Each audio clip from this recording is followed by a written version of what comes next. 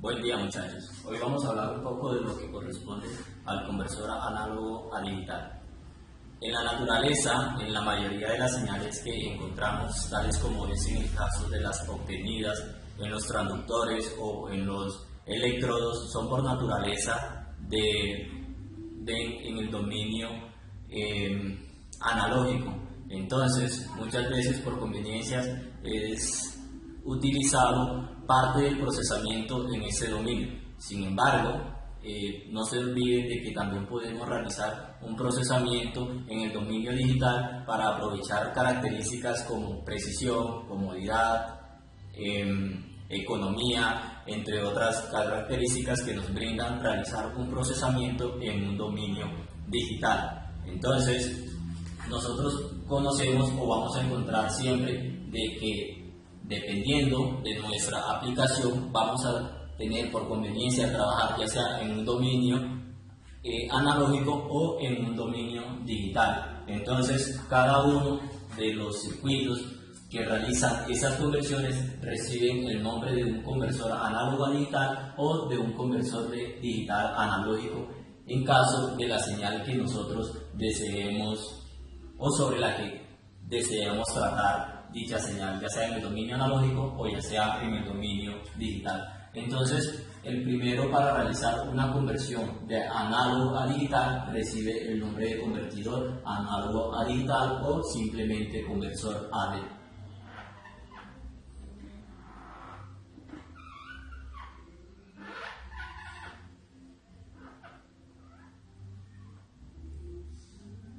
Un conversor de análogo a digital.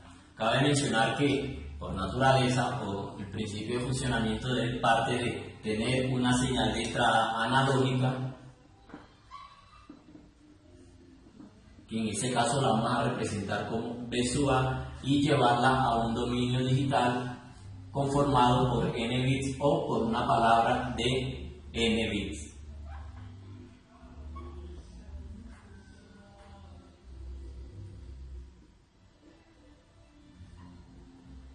Entonces tenemos el bit 1, bit 2, bit 3, bit n.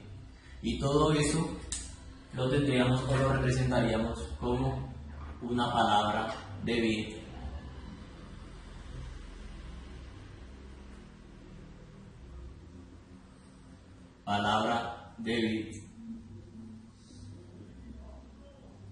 B. ¿Listo?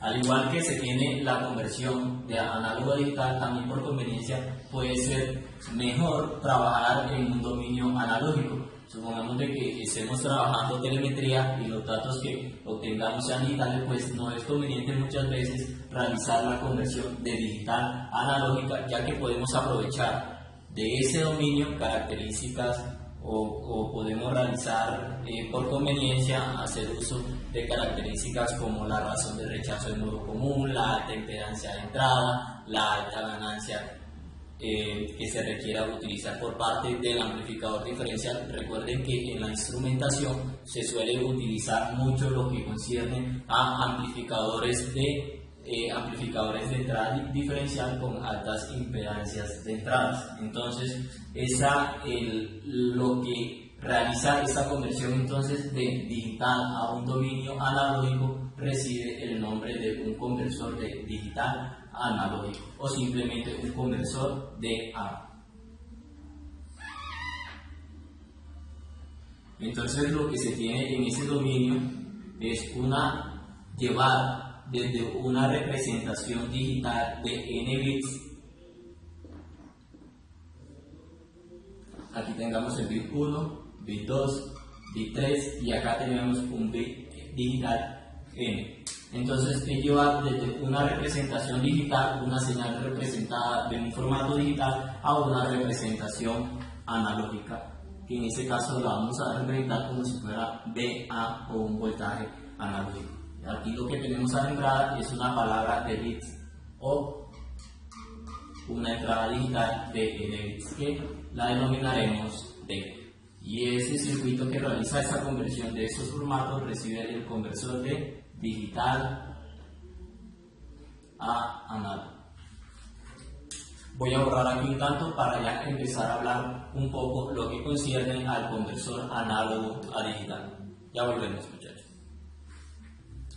Bueno, muchachos, retomando ya un poco, empecemos a hablar lo que conforma o lo que sería lo del conversor análogo a digital. Recuerden las conveniencias que se tienen sobre trabajar en un dominio digital, ya son tales como las características que se hayan mencionado de economía, comodidad, precisión, entre otras características que podemos encontrar al trabajar en un dominio digital. Entonces, el conversor analógico digital o simplemente el ADC está conformado por tres etapas o tres bloques importantes que lo constituyen. El primer bloque lo llamaremos o se le conoce como bloque de muestreo y retención. Ya hablaremos un poco en qué consiste esa etapa que tenemos dentro del conversor análogo a digital. Luego tenemos una etapa o un bloque de cuantificación o un bloque cuantificador, que también ya hablaremos un poco de ellos, y finalmente una etapa de codificación o un bloque codificador, que también ya hablaremos de ellos. Ya la importancia que cumple ese bloque codificador se debe a los valores que se tienen de la etapa de cuantificación. Luego de tener la etapa de codificación, que por lo general suele realizarse en la mayor parte del caso con lo que serían los codificadores de prioridad, que ya ustedes deben tener un poco de conocimiento que es un codificador de prioridad, y si no lo tienen, pues deberían entonces consultar un poco sobre ello. Después de ese bloque ya tenemos lo que sería la representación digital mediante una palabra de n bits denominada con la letra D de ese valor analógico de entrada. Entonces, para explicar un poco lo que consiste en cada una de esas gráficas, vamos a realizar cómo es el comportamiento después o de la salida de cada uno de esos bloques que se tienen allí. Entonces, empezando por el bloque de muestreo y retención, tenemos una señal analógica B sub A, la asociamos a analógico, y vamos a ver qué pasa luego de que pasa a través del bloque de muestreo y retención. Como ustedes pueden apreciar, B sub A es una señal totalmente analógica, y veremos el comportamiento de ella luego de pasar por el bloque de muestreo y retención. Luego tenemos lo que es un bloque, una señal de reloj, que de hecho cuando estemos hablando sobre el circuito de muestreo y retención veremos la importancia o el por qué es necesario el uso de una señal de reloj. Entonces, lo que se tiene en el bloque de muestreo y retención, primero lo que se debe realizar es un muestreo o muestrear la señal, para luego tomar cada uno de esos valores y codificarlo, es decir, tomar una representación de cada una de esas secciones o de los puntos de la señal para codificarlo y así ir cuantificando, digitalizando cada uno de esos valores que se van a muestrar. Entonces, para realizar la etapa de muestreo, nosotros debemos necesitar de una señal de reloj, que en pocas palabras podemos definirla como que cada vez que se tiene la señal de reloj en alto, pues vamos a permitir o se va a tener presente el valor de la señal B sub A. Entonces, haciendo un poco lo que sería el muestreo, cada vez que se tiene esa señal en alto, pues nuestra señal a la salida del muestreador, recuerden que este lo podemos como que dividir como si fuera una etapa de muestreo y una etapa o un bloquecito de retención, aunque no se puede mirar así claramente, pero vamos a hacer como un pequeño paréntesis para explicar lo que se tiene allí. Entonces, lo que tenemos después de muestreo es en sí tomar los valores cada vez que la señal de reloj esté en alto. Entonces, cada vez que tengamos esa señal en alto, luego de esa etapa, de ese bloque pequeño que tenemos aquí, vamos a tener únicamente los siguientes señales, chicos. Entonces, si nosotros observamos aquí nuestra señal de reloj, que está aproximadamente por aquí, va a dejarnos pasar, o este alto de la señal de reloj va a dejarnos pasar esa parte de la señal. ¿Y qué pasa luego cuando la señal de reloj esté en bajo? Pues ese valor no va a ser muestreado o no va a ser tomado o tenido, no se va a tomar en cuenta. Entonces, ¿qué pasa aquí cuando la señal de reloj está en bajo? Pues simplemente esa señal esa parte de la señal pues va a estar ausente. Entonces, lo que nos quedaría hasta el momento sería esa representación, es decir, cuando la señal de reloj esté en bajo, nuestra señal luego de la señal de muestreo también va a estar en bajo, y es la representación que se tiene aquí. ¿Qué pasa nuevamente cuando la señal de reloj está en alto? Pues también o simplemente nos va a tomar el valor numérico o ese trazo, mientras que la señal de reloj está en alto, de nuestra señal de entrada visual. Quiere decir que nuevamente en este punto, cuando empieza la señal a ser en alto, vamos a tomar lo que sería la representación de esa señal visual. Y nuevamente, cuando la señal de reloj se hace en bajo, pues ese señor, o la señal de muestreo, únicamente va a tomar el valor de 0. Y así sucesivamente, muchachos, hasta completar la señal de muestreo de la señal de entrada visual.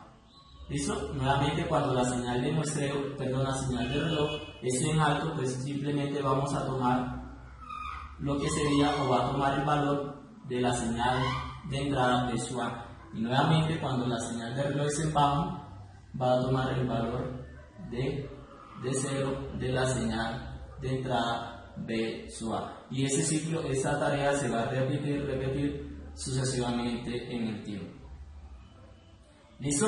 Entonces, lo que tenemos aquí, muchachos, es una señal muestreada, es decir, únicamente se tomaron los valores de la señal cuando la señal de reloj se hacía o estaba en un estado alto.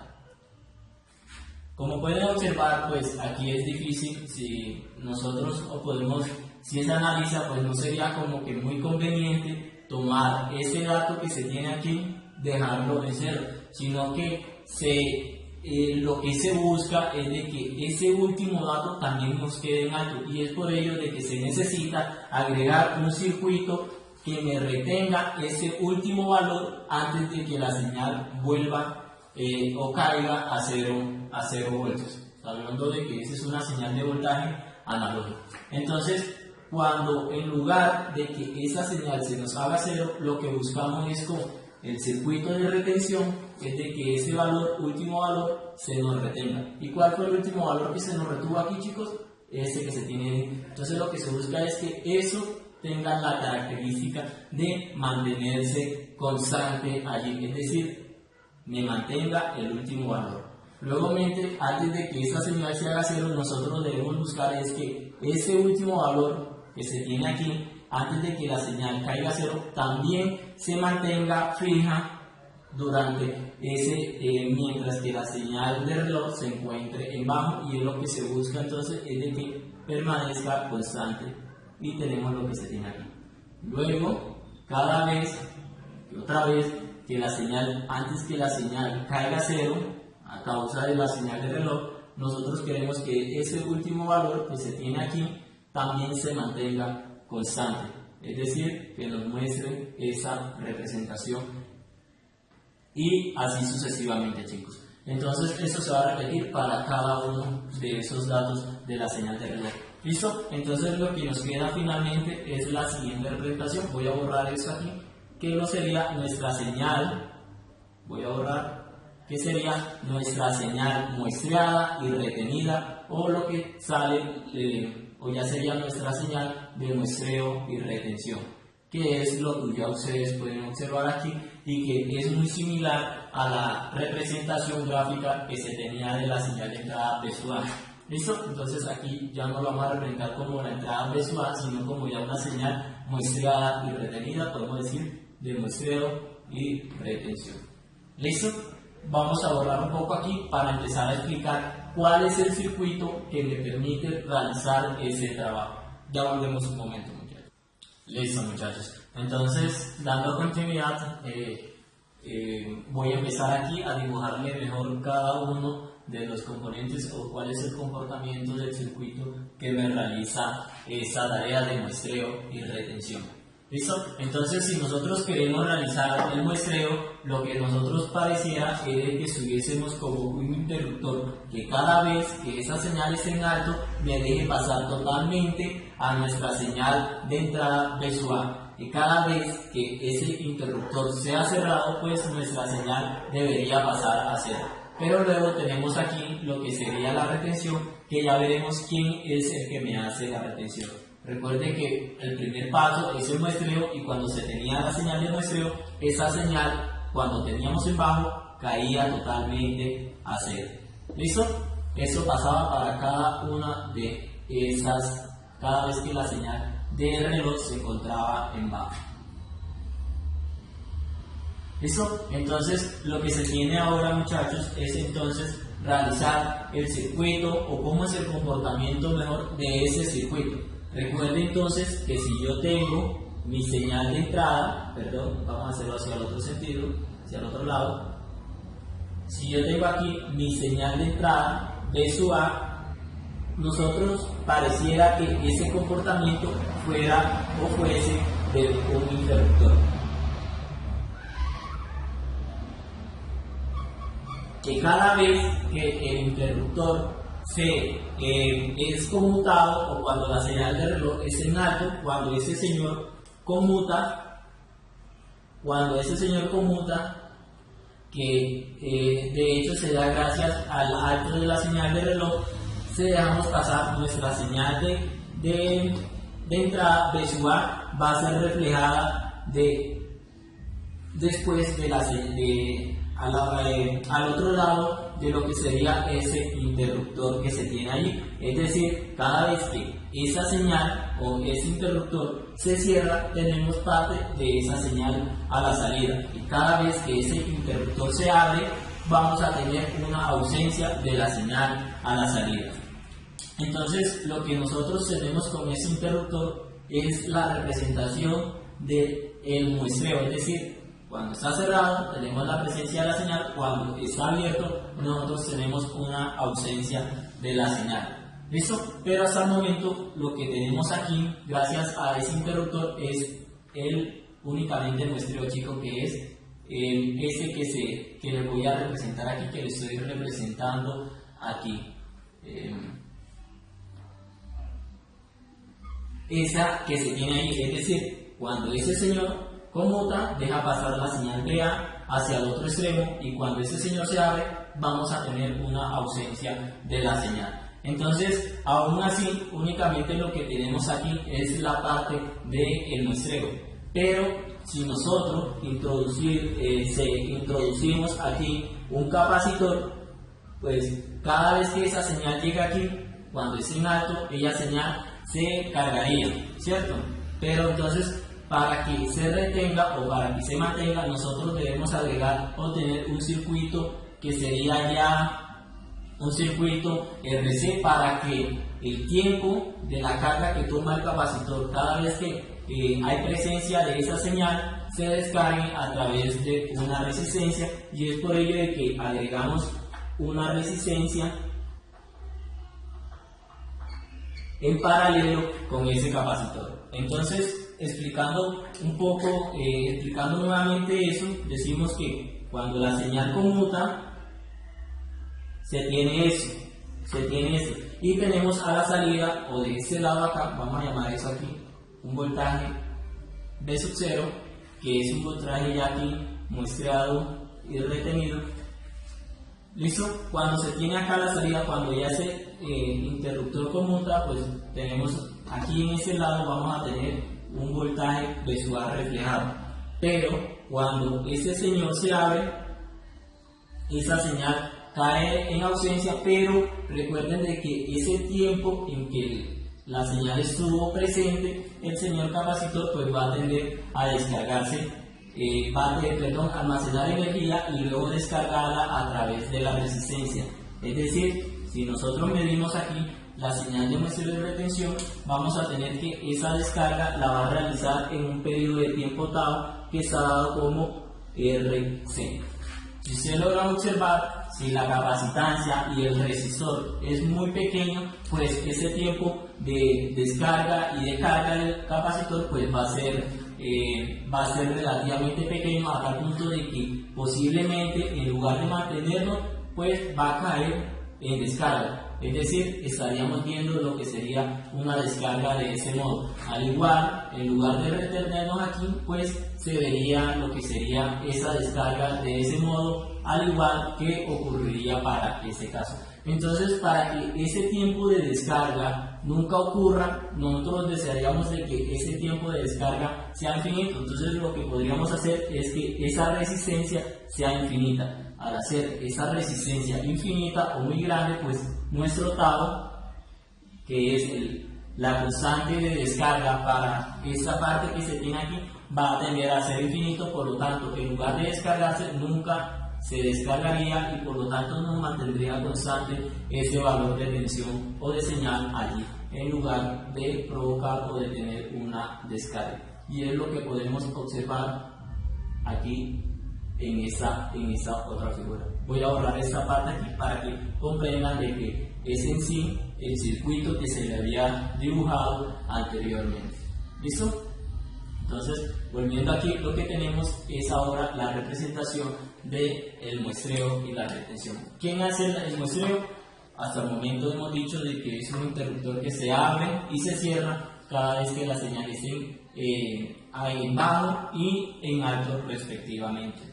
¿Y quién hace la retención? Un circuito RC en el que hemos hecho a esa resistencia muy grande para que nunca ocurra la descarga y la tensión que se ve reflejada en el capacitor, última tensión que se ve reflejada en el capacitor, pues siempre se mantenga constante y nos provoque lo que sería nuestra retención.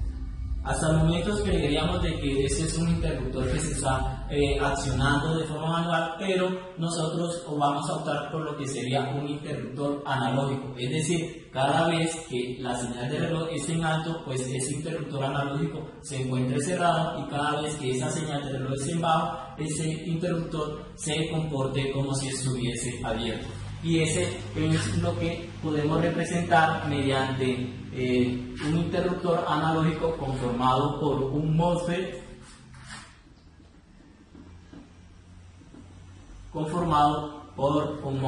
Lo que se tiene aquí es que cada vez que en la compuerta tengamos una señal en alto, que podemos representar muy bien con nuestra señal de reloj LK, cada vez que la señal de reloj esté en alto, que de hecho es la que se aplica en la compuerta G de gate, ese señor va a conducir. Y cada vez que esa tensión se encuentre en bajo, pues el MOSFET se va a comportar como un interruptor abierto. Por lo tanto, estaríamos trabajando ese MOSFET dependiendo de los valores que se tienen en la compuerta o la señal de reloj, pues ese va a comportarse como un circuito cerrado o como un circuito abierto, dependiendo si está